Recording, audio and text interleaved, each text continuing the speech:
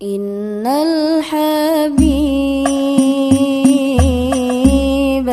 mustafa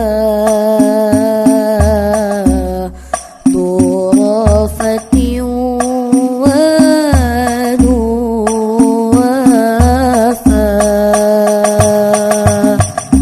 wa dhikru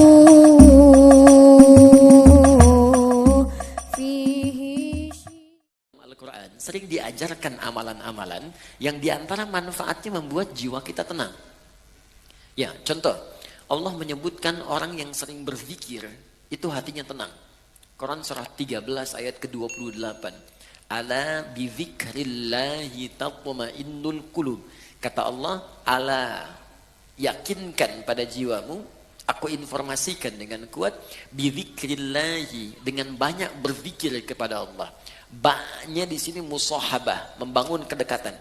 Jadi kalau orang mencoba dekat dengan Tuhan, ingin mendekat kepada Allah, dia banyak berzikir, tatmainnul qulub, maka dampak zikir itu akan berpengaruh kepada ketenangan jiwa. Nah, bagaimana cara berzikir? Diberikan detailnya. Baca Quran itu zikir. Makanya Al-Quran disebut dengan zikir. Quran surah ke-15, Al-Hijr ayat ke-9.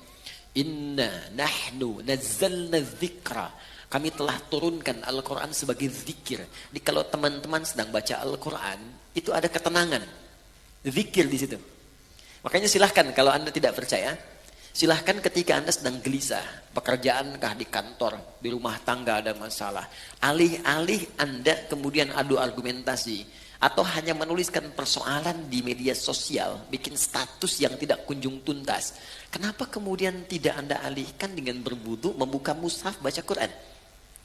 Ini jaminan.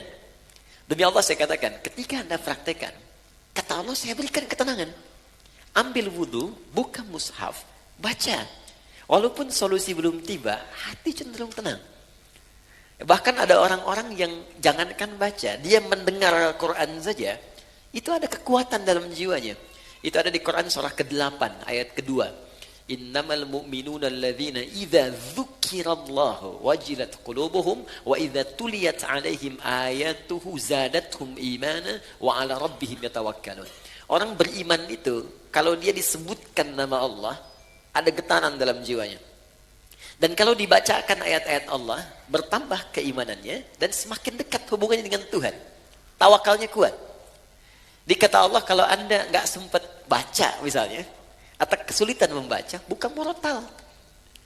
Teman-teman di jalan sambil Anda ke pekerjaan, ya, Anda ingin tenang, alih-alih mendengar atau membaca yang tidak jelas, bukan murattal. Dengarkan.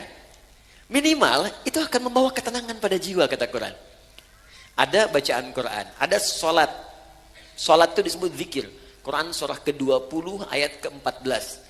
Ya innani anallahu la ilaha illa ana fa'budni wa aqimis salata li dzikri. Kata Allah, saya Allah, tidak ada Tuhan selain saya, sembah saya. Cara menyembah saya, tunaikan salat sebagai zikir.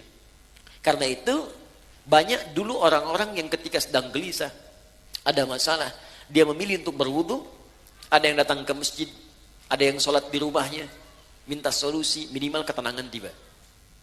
Doa bagian dari zikir. Ya, Quran surah ke-7 ayat ke-205. Wadhkur rabbaka fi nafsika tadarruan wa khifatan wa dunal jahri minal qaul. Silahkan kau berdoa sebagai zikir. Karena itu orang berdoa cenderung tenang. Nah, ini disatukan saat kita akan tidur. Silahkan Bapak Ibu cek. Bukankah saat akan tidur berdoa? Ya? Bukankah saat akan tidur diajarkan baca ayat-ayat?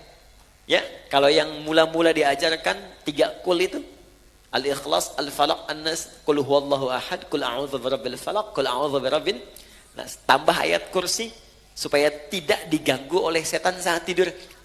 Ya, ingat, kita tidur, setan datang dalam tidur. Ya, datang dalam tidur. Makanya kalau ada mimpi buruk, Nabi mengatakan dia diganggu oleh setan.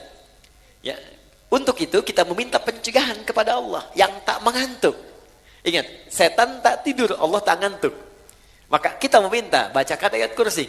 Ya, lempar dia dengan ayat kursi. Allahu la ilaha illa huwal la ta'khudhu sidatun wala naum. Ya, lempar dengan ayat kursi. Tidak cukup dengan ayatnya, dengan kursinya sekalian. Ya, ya bacakan itu. Kemudian ada yang sholat kan? Sholat dulu sebelum tidur kan? Ya, Nabi mengajarkan witir atau 2 rakaat sebelum kita tidur.